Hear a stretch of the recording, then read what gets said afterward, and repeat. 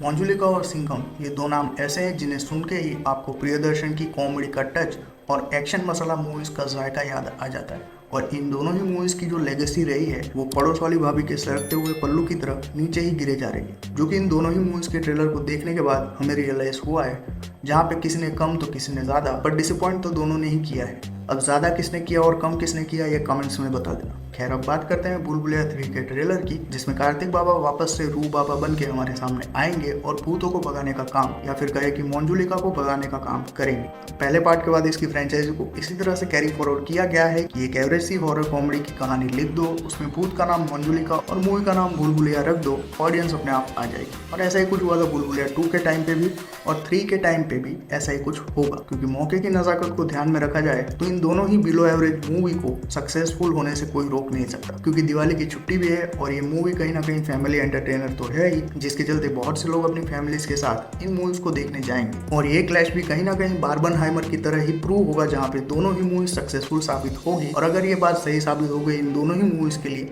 तो हमारे लिए बहुत खराब बात होगी। क्योंकि फिर ये प्रोड्यूसर जो है वो वही मीडियोकर फॉर्मूला अपनाते हुए बार बार रिपीटेटिव मोड पे आते रहेंगे, इस उम्मीद में कि हम बार बार उनको मौका देंगे।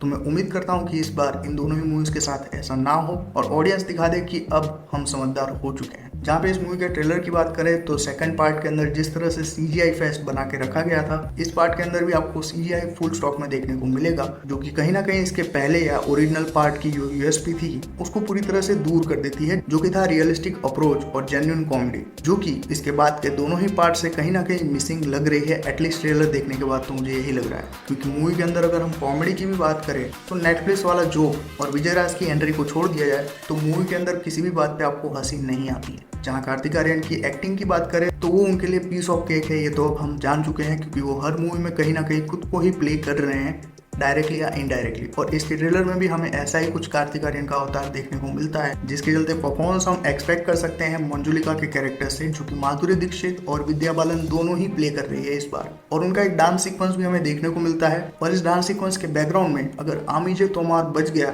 बिना रीमेक्स हुए तो थिएटर के अंदर माहौल तो बन जाएगा।